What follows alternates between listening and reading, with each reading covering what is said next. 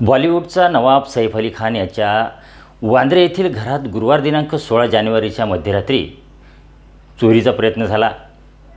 यात अभिनेत्यावर तब्बल 6 वार करण्यात आले। त्यात सैफ गंभीर जखमी झाला। त्याच्या पाठीवर मानेवर वार करण्यात आले। त्याला उपचारासाठी लीलावती रुग्णालयात नेण्यात आलं।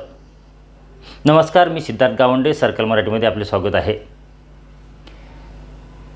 मात्र आता या प्रकरणात नवीन माहिती समोर येत आहे की जी ऐकून सगळ्यांनाच धक्का बसला आहे। राष्ट्रवादीचे मुंब्राचे आमदार जितेंद्र आव्हाड यांनी एक्सवर लिहिले आहे की सैफ अली खान यांच्यावर झालेला हल्ला हा पूर्वनियोजित कट आहे। तर पोलिसांनी दिलेल्या माहितीनुसार सैफ अली खानच्या घरातल्या मोलकरणीनेच जो हल्लेखोर आहे त्याला घरात एंट्री दिली असल्याचं समजतंय। मित्रांनो, जितेंद्र आव्हाड यांनी त्यांच्या एक्स पोस्टमध्ये काय लिहिलं आहे ते आपण जाणून घेऊयात।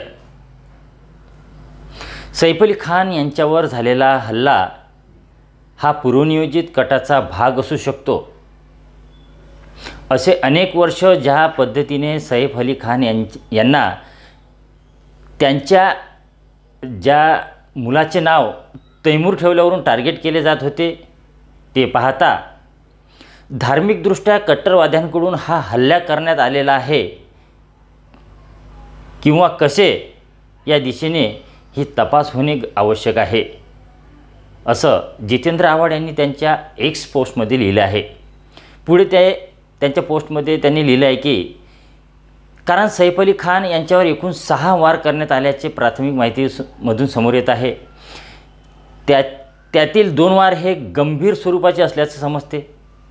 एक वार त्यांच्या मानेवर करण्यात आलेला आहे, त्यामुळे त्यांच्या मणक्यावर गंभीर दुखापत झालेली आहे। हल्लेखोराची वार करण्याची पद्धत बघता वार हा जीवे मारण्याच्या हेतूनेच करण्यात असल्याचे प्रथमदर्शनी दिसून येत आहे। सैफ अली खान हे भारतामधील 4थ्या क्रमांकाचा सन्मान समजल्या जाणाऱ्या पद्मश्री पुरस्काराने सन्मानित आहे, हे विशेष, असं जितेंद्र आव्हाड यांनी त्यांच्या एक्स पोस्टमध्ये लिहिले आहे। तर ABP माझाने दिलेल्या बातमीनुसार पोलिसांनी या प्रकरणात अधिक चौकशी केली आहे। त्यासाठी त्यांनी घरातील 3 मदतनीस व्यक्तींना ताब्यात घेतलं होतं। त्यानंतर समोर आलेल्या माहितीवरून असं कळलं की हा व्यक्ती घरातील मदतनीस महिलेला भेटण्यासाठीच तिथे गेला होता। करीना कपूरच्या मदतनीस स्त्रीने त्याला घरामध्ये एंट्री दिली होती। तेव्हा त्यांच्यात बाचाबाची झाली। त्यांच्यातील भांडण ऐकून सैफ जागा झाला आणि या भांडणात तो पडल्याने त्या व्यक्तीने त्याच्यावर रागात म्हणजे सैफ अली खानवर हल्ला केला। महिला मदतनीस ही जी आहे तिनेच त्या व्यक्तीला घरात एंट्री दिली असं पोलिसांनी म्हटलं आहे। तिला भेटण्यासाठीच तो घरात आला होता। तो कोणत्या रस्त्याने आलेला याचा तपास सध्या पोलीस करतायत।